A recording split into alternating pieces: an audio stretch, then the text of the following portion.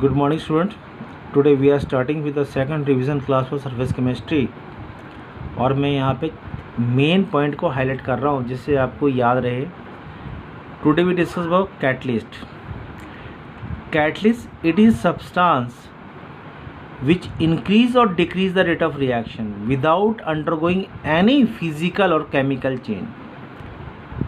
बेटा कैटलिस्ट तो वो चीज़ होता है कि एक तीसरा बंदा जो दो बंदों के बीच में लड़ाई लड़ा दे कि वो ऐसा कर रहा था वो वैसा कर रहा था, उसमें कुछ चेंजेस नहीं होते. ठीक है. On the basis of action, अगर आप एक्शन की बात करते हो, अगर कोई रेट को इंक्रीज कर दे तो उसे हम कहते हैं पॉजिटिव, और जो रेट को डिक्रीज कर दे उसे बोलते हैं negative. That I have mention in the alphabetical. Next है on the basis of phase, तो homogeneous catalyst and the next is heterogeneous catalyst. Whenever it come in the examination तो लिखा होता है differentiate homogeneous catalyst and the heterogeneous catalysis with example. तो homogeneous means when a reactant and the catalyst are in same phase. Example लिखा है CH3 COO CH3 liquid में, H2O liquid में, H plus यानी कि सल्फ्रिक एसिड से liquid, liquid यानी कि सेम फेज. तो बन गया आंसर ये. When the catalyst and the reactant are in same phase, we called as homogeneous. When the catalyst and the reactant are in different phase, we called as heterogeneous. N2 gas, 3H2 gas, F is in solid. तो बन गया NH3 gas. That is example of a heterogeneous catalyst. Now we proceed to a next lecture regarding in catalyst.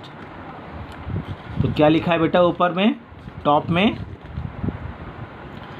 Explain the term. Question paper में आता है right the term. Activity of catalyst. यार daily दिन में आप activity करते हो, खाना खाना, सोना, चलना, फिरना, ये एक्टिविटी होती है. The degree of acceleration of a chemical reaction by a catalyst to form a product is called an activity of catalyst. क्योंकि आप एक्टिविटी कर रहे हो, उसका नेट रिजल्ट पॉजिटिव है नेगेटिव है उससे आपका वास्ता नहीं है. But when you are talking about the selectivity of catalyst, तो यहाँ पे आप क्या कर रहे हो, सेलेक्ट क्या कर रहे हो, you are selecting a something to form that. If you want to play a game तो आप गेम खेलोगे. If you want to eat something आप खाना खाओगे. वैसे ही क्या बोलते हैं, the ability of a catalyst to direct a reaction to yield a particular product is called an selectivity. यहाँ पे क्या है, इथाइन. इथाइन की रिएक्शन मैंने H2 से की और यहाँ पे कैटलिस्ट लिया PT. PT क्या बनाएगा, इथेन यानी कि सैचुरेटेड कंपाउंड. मगर इसकी जगह पे अगर आपने लिंडलर कैटलिस्ट ले लिया हो, PD in the presence of BSO4, reduction तो होगी, the reaction will undergo reduction but it will form ethene, यानी कि इथेन नहीं बनाएगी, इथीन बनाएगी. इट मीन्स ये तो वही बात होगी, if I am trying to come at your home, you doesn't want to prepare a tea, you will switch off the gas. Simple सी बात है, अगर पर्टिकुलर चीज़ बनानी है तो पर्टिकुलर काम करना पड़ेगा. कैटलिस्ट का एग्जांपल है zeolites. Zeolites is the main thing to remove the hardness of water, but in our industry we are using to form the gasoline from the hydrocarbon. तो यहाँ पे मैंने मेन पॉइंट हाईलाइट किया है कि आपको पूछे तो आपने क्या बोलना है, ये कॉम्प्लेक्स सिलिकेट के फॉर्म है, इनका स्ट्रक्चर 3 डायमेंशनल है और हनी कॉम लाइक, हनी मतलब मधुमक्खी की छत्तेरा. इसके साइज ऑफ पोर कितने, 262 740 पिकोमीटर, यानी जो छेद हैं वो 262 740. इनका फॉर्मूला है ये Na2Al2 H3O10.2H2O और CaAl2SI7O18.6H2O अलग अलग तरीके से बनते हैं। यहाँ पे मेन मुद्दा ये होता है कि जियोलाइट्स को ग्रीक्स में कहते हैं boiling stone. It helps to exchange the hardness of water. और यहाँ पे फॉर्मूले में क्या होता है, Si+4 get replace by Al+3। अगर 4 को 3 से रिप्लेस करते हो तो एक चार्ज बढ़ जाता है, तो that charge is being balance by Na+। For the neutrality of the complex और the zeolites compound. Next proceed करते हैं कि व्हाट आर कोलाइड्स। यहाँ पे फ्लो चार्ट बना हुआ है कोलाइड्स के बारे में।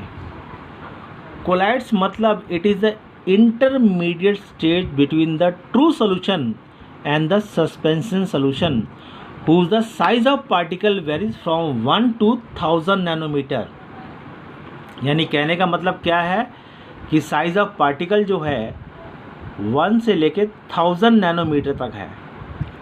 It means it is a intermediate shade between the true and suspension. True means पानी में नमक मिलाया, नमक घुलता हुआ नहीं दिखेगा। पानी में मिट्टी मिलाया तो मिट्टी दिखेगी। इन दोनों के बीच की स्टेज कि पानी में दूध मिलाया तो पानी का रंग सफ़ेद दिखेगा मगर पार्टिकल विजिबल नहीं होंगे। For that case we are studying a colloidal solution. Divide किया on the basis size of the particle. Multi molecular, इसमें लिखते हैं the substance on dissolution in a suitable dispersion medium having a size of colloidal range is known as multi molecular. Example है gold sol, यानी इसमें छोटे छोटे molecule associate करते हैं। नेक्स्ट है macro molecular substance on the dissolution of substance in a suitable solvent having a large molecular mass having a size of colloidal range is known as multi macromolecular colloids. Example है starch और protein. आजकल हम लोग protein diet लेते हैं, doctor supplement करते हैं कि प्रोटीन लेना चाहिए, तो प्रोटीन को पानी मिलाते हैं, पीते हैं, तो दैट इज एग्जाम्पल है मैक्रोमोलिकुलर कोलाइड्स। नेक्स्ट है associate colloids. When we apply a soap on a cloth the small particles of a dirt get aggregates together. At low concentration it acts as a strong electrolyte, but at a higher concentration it acts as a associate colloids that we called as micelles. Okay बेटा, next size के बाद proceed करते हैं basis of disperse medium. अगर कोई solution पानी ही मिल रहा है तो लायोफिलिक कोलाइड्स, और पानी के अलावा किसी और मिल रहा है तो लायोफोबिक कोलाइड्स। तो ये उनको डिफरेंस लिखे हुए हैं कि lyophilic colloid, those colloidal solution are prepared under the water are quite stable, quite reversible, can be easily coagulate by adding small amount of electrolyte. Is that clear? और अगर lyophobic बनाते हैं by the chemical method, it just get the reverse property as compare to lyophilic colloids. तो बेटे I request you to go through the topics and get memorized so that you can achieve good marks in the final examination, and I think that will be good for you. I hope you will do the best in your life. Stay at home, remain safe, take care and do the good things. Thank you. Have a nice day.